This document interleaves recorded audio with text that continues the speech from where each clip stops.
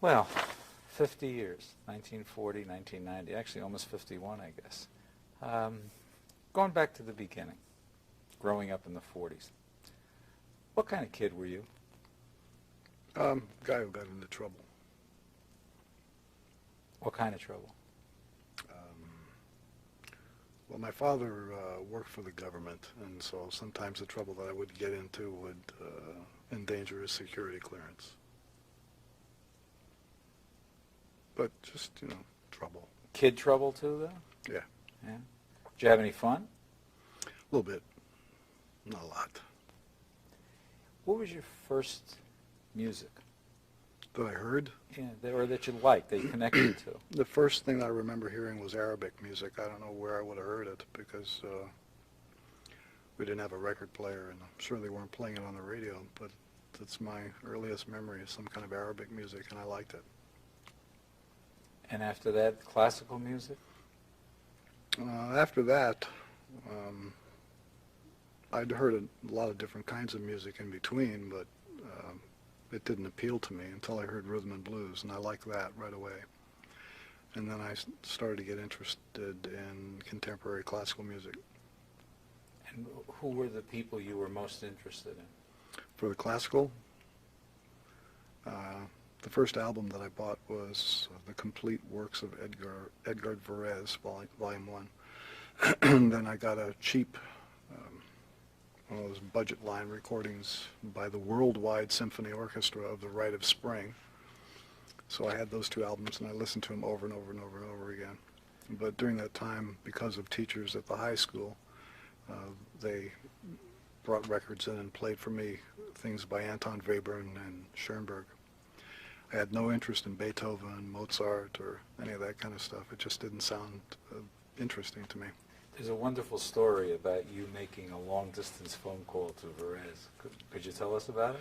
That was my 15th birthday, and my mother said that I could have $5 for my birthday, and I said, no, I'll just make a long-distance phone call. And I wanted to, since I'd been listening to this album for a couple of years, I wanted to talk to a man who could make music that was that strange.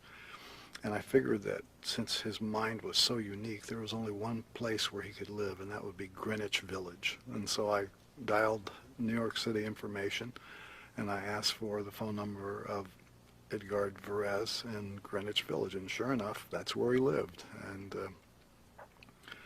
they gave me the number, and I called it. But and he answered? No, he was on his way to work on the World's Fair in Brussels. You think kids today... Excuse me, we just need to make one little jump. I think it's ugly. They're more than ready to listen to other forms of music, which I think are ugly, but they find that... Yes. Yes, speak. Just picking up on what we're talking about, maybe you could talk for a minute about kids today and relating to classical music, Varese, Stravinsky, whatever.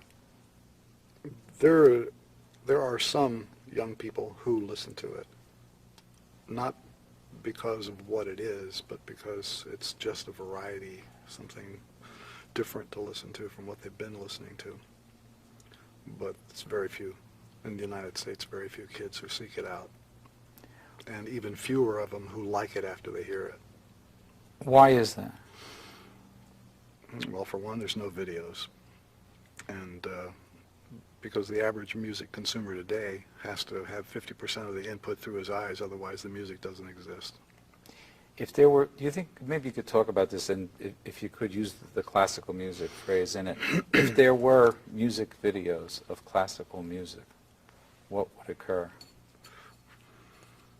Well, I happen to think that there would be a greater appreciation for this type of music, for classical music, for an audience that is musically illiterate, which basically is the case with the U.S. listening public.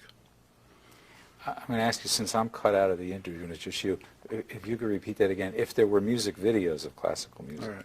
If there were music videos of classical music, it would reach a wider audience, because the illiteracy factor, musical illiteracy factor of American listeners.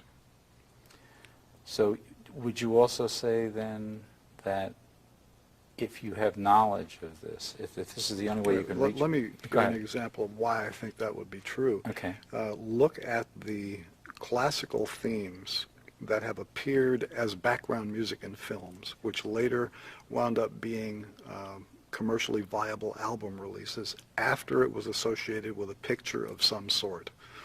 Now, if you were to take the premise that a film which was constructed just for the purpose of visualizing instrumental pieces, if the film were successful, then those pieces would have a life of their own in the record market for a younger audience, if the film was something that audience saw and enjoyed. In World War II, the beginning, you were just a baby, but I'm curious if, as we came out of the war, you were 5, 6, 7, 8. What were your impressions of this war? Anything?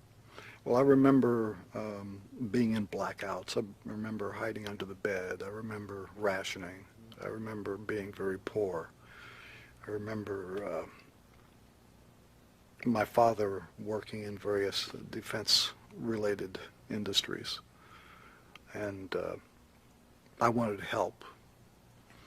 I used to be an artist when I was a kid, draw little pictures of things, and one day I came up with a really good idea that if you took a missile and instead of having one bomb in the warhead, had 10, it would be a much better way to blow things up.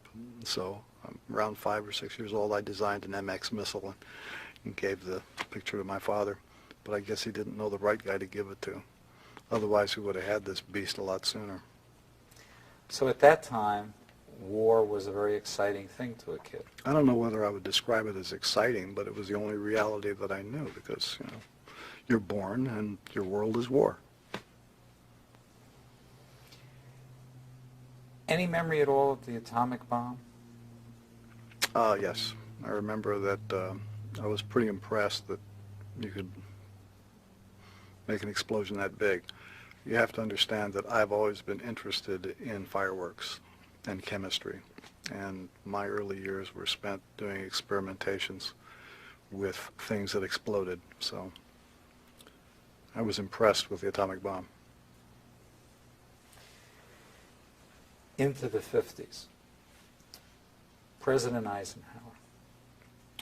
My recollection of President Eisenhower is that he played more golf than any human being that has ever been known in the history of newspapers, because the coverage of Ike's golf game was so extensive in the papers that I saw. It was unbelievable. I mean, you knew every step this man took on the links, and the last straw came in this one particular issue where Ike was on the front page playing golf, and way in the back, page 227 down there in the corner, was a tiny little article that said, "Scientists in Florida create life."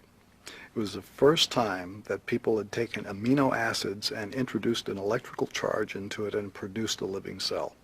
And it was way in the back of the paper, and the front of the paper was our president playing golf. Senator Joseph McCarthy. I used to watch him on television.